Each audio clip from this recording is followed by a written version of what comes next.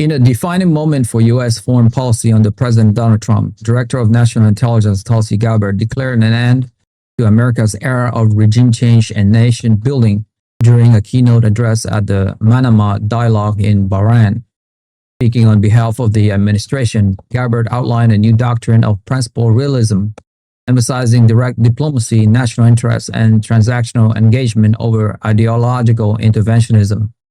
The speech signaled a strategic pivot away from decades of U.S. military involvement in the Middle East and Latin America, though it coincides with mounting evidence of a potential military operation against Venezuela. Despite President Trump's public denial aboard Air Force One, where he dismissed reports of imminent airstrikes as not true, multiple credible sources, including the Miami Herald, indicate that the Pentagon has finalized targeting plans for a Venezuelan military installation allegedly tied to the Cartel of the Suns, a drug trafficking network reportedly led by President Nicolas Maduro. The operation, described as being in its final phase, aims to dismantle high-value narcotic infrastructure and degrade the regime's ability to export cocaine to the United States and Europe. A significant U.S. naval and air presence has assembled in the Caribbean, including an aircraft carrier strike group, 10 F-35B stealth fighters, MQ-9 Ripper drones, and multiple destroyers, creating what defense analysts call a coercive posture, designed to pressure Caracas into concession or provoke internal collapse. Russia, a treaty ally of Venezuela, has warned it stands ready to respond to any U.S. aggression, while Maduro has accused Trinidad and Tobago of collaborating with the CIA in a plot to destabilize his government. The situation remains volatile, with both sides engaging in military drill and rhetorical escalation, raising fears of a direct confrontation in the Western Hemisphere. While Venezuela teeters on the edge of crisis, democratic backsliding has accelerated in Southeast Asia. Indonesia, long regarded as a model of democratic transition in the region, is grappling with one of its most severe political crackdown in decades.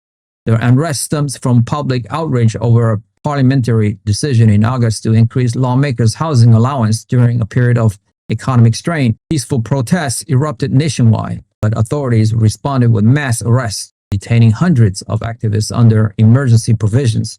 Among those in prison is 25 years old Del Pedro Marian, whose family insists he was leading a nonviolent demonstration before being taken into custody without formal charges.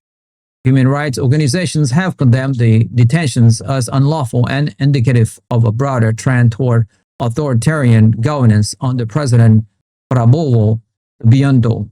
Independent media outlet faces increasing censorship, and judicial independence has eroded as court aligned with executive directives. The crackdown has drawn concern from international observers who once held Indonesia as Southeast Asia's strongest democracy. The current trajectory suggests a troubling reversal, with Jakarta prioritizing political control over civil liberty, echoing patterns seen in neighboring states like Thailand and the Philippines. Without meaningful pushback from civil society or regional bodies like ASEAN, Indonesia's democratic institutions risk further decay, potentially destabilizing a key U.S. partner in the Indo-Pacific. On the African continent, Tanzania is experiencing its most violent political upheaval in generations. Widespread protests erupted on October 29th following a presidential election that opposition parties claimed was fundamentally illegitimate.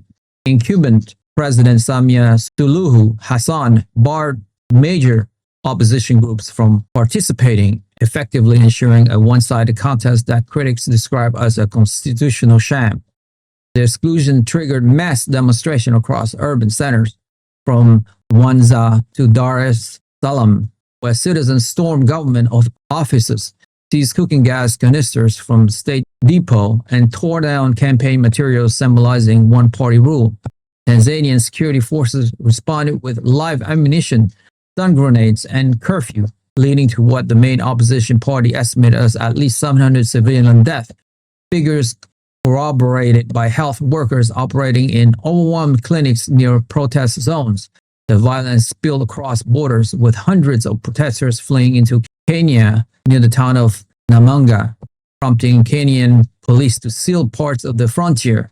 Despite internet blackouts and state media blackouts, eyewitnesses' account and smuggled footage have documented the scale of repression.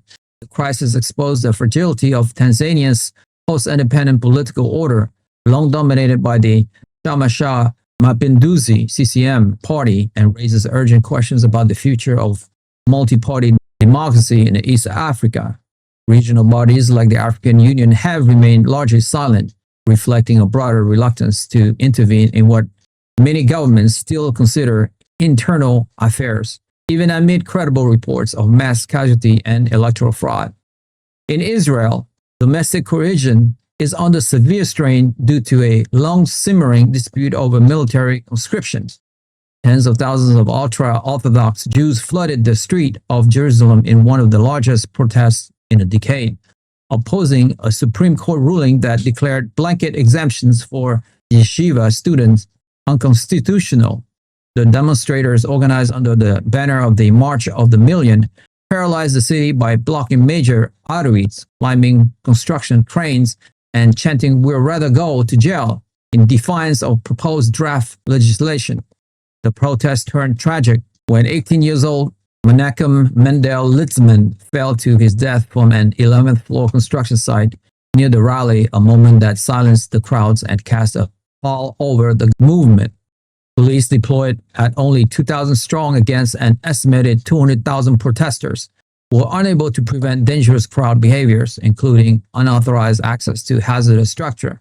The unrest strikes at the heart of Israel's social contract, pitting religious autonomy against national service obligations. Prime Minister Benjamin Netanyahu's coalition, which relies heavily on ultra-Orthodox political parties, now face existential pressure. Enforcing the court's decision could collapse his government, while defying it risk a constitutional crisis. Meanwhile, reservists and secular citizens express growing resentment over what they see as an unequal burden of military sacrifice. The draft exemption issue, once a niche policy debate, has become a flashpoint for deeper societal fractures between religious and secular, state and community, duty and faith, that threaten Israel's internal stability at a time when external threats from Iran and its proxy remains acute.